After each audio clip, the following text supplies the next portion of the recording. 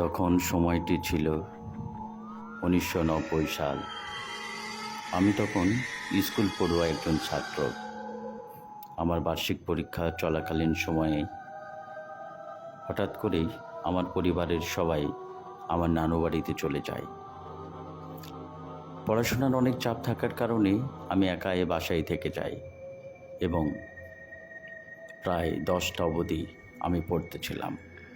নানু বাড়ি পাশে হওয়ায় আমি পড়া কমপ্লিট করে নানু বাসায় যাব এমন প্ল্যান করি, কিন্তু হঠাৎ করে আকাশে কালো মেঘ, সাথে ঝড়ো হাওয়া এবং প্রচণ্ড বেগে ঝড় বৃষ্টি, এবং এতটাই প্রচণ্ড বেগে ঝড় বৃষ্টি হয়েছিল যে অনেক গাছের ডাল ভেঙে ভেঙে মাটিতে লুটে পড়েছিল।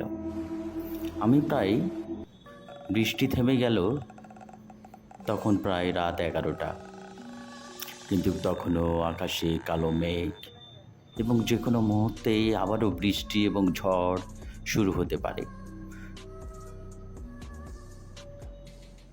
ঠিক বৃষ্টি থেমে গেছে, কিন্তু ঝড়ো হাওয়াগুলো এখনও ঠিক সমান বেগে বয়ে চলছে।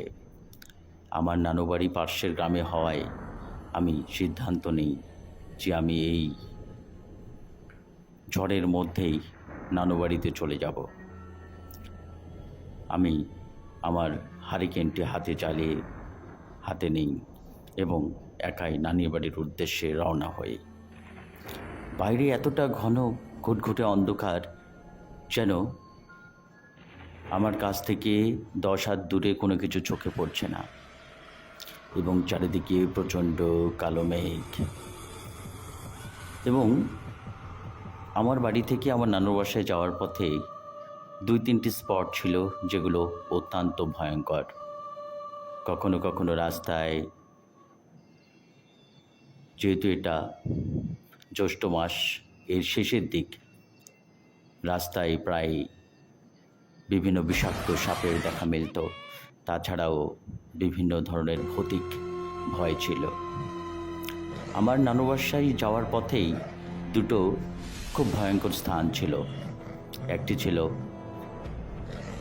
আমার এক মামাদের বাগান, যে বাগানে শোনা যেত গাছের ডালে নাকি জিন বা ভূত বসে থাকতো আর মাটি পর্যন্ত তার পাগুলো দুলত। আবার কেউ কেউ বলতো যে গাছে ভয়ঙ্কর আকৃতি হয়ে গাছের ডালে বসে থাকতো। আবার কখনো কখনো শোনা যেত, প্রায়ই ও বলতো যে আজকে আমি যখন বাজার থেকে বাড়ি ফিরছিলাম তাদের বাগানে আমি ভূত দেখেছি বা ভয়ঙ্কর কিছু দেখেছি। চোখে এই কথাগুলো আমার খুব মনে পড়তে লাগলো। এবং এরপরে রয়েছে একটি দীর্ঘ কবরস্থান, যেটি ওই গ্রামের সমস্ত মৃত ব্যক্তিদেরকে দাফন করা হতো, এবং সুবিশাল ওই গুরুস্থানটি, এবং আশেপাশে কোনো বাড়ি নেই। পাশে ছিল শুধু একটি প্রাথমিক বিদ্যালয়, তাও আবার সেখানে কেউ থাকতো না।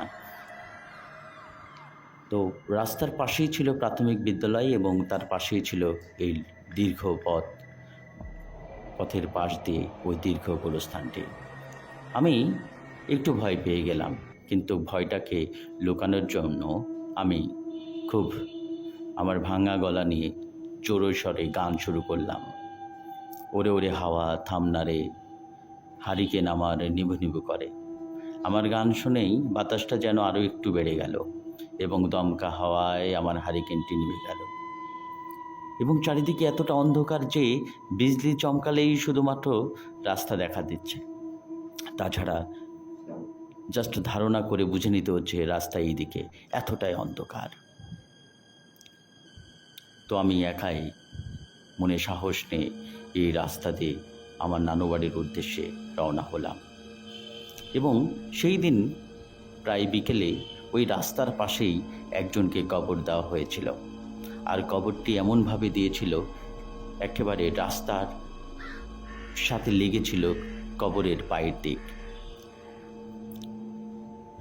এবং আমি দূর থেকে বারবার ওই দিকে একটু তাকাচ্ছিলাম এবং আমার মনে হচ্ছিল যে গ্রামের অনেকেই বলাবলি করে যে 40 দিন পর্যন্ত নাকি মৃতদেহর আত্মাগুলো যাতায়াত করে। আমিও তো ভাবছিলাম যে আজকেই তো কবর দেওয়া হয়েছে, না জানি ওই আত্মার সাথে আমার দেখা হয়ে যায়। তো আমি মনে মনে খুব ভয় পাচ্ছিলাম। আমি অনেক দূর থেকেই কবরের দিকে তাকাচ্ছিলাম, কোনো কিছুই আমার চোখে পড়ছিল না। হঠাৎ করে যখন বিজলি চমকালো, আমি দেখতে পেলাম সাদা কাপড় পরিহিত কে যেন কবরের ওই দক্ষিণ পাশে বেড়ার সাথে হেলান দিয়ে দাঁড়িয়ে আছে। আমি একটু ভয় পেয়ে গেলাম, কিন্তু নানু বাড়িতে আমাকে যেতেই হবে। আমি রাস্তার মাঝামাঝি অবস্থায়। আমি এক হাতে হারিকেন আর এক হাতে পড়ে থাকা একটি আম গাছের ডাল ভেঙে নিলাম এবং মনে খুব সাহস রেখে মনে মনে দোয়া পড়তে পড়তে আমি এগিয়ে চলছিলাম অন্ধকারে। অন্ধকারে কবরটি দেখা যাচ্ছিল না, কিন্তু যখনই আকাশে বিদ্যুৎ চমকাতো তখন ওই বিদ্যুৎ চমকানোর আলোতেই আমি দেখতে পেতাম যে ওই কবরের পাশেই দক্ষিণ পাশে ঠিক মৃত ব্যক্তির যেখানে পা আছে সেই বরাবর ওই কবরের যে বেড়ার সাথে হেলান দিয়ে কে যেন দাঁড়িয়ে আছে এবং তার সমস্ত শরীর সাদা কাপড়ে মোড়ানো। আমি ভয় পেয়ে গেলাম এবং আমি মনে সাহস নিয়ে এবং লাঠিটি আমি উঁচু করে ধরলাম যে যদি সে আমাকে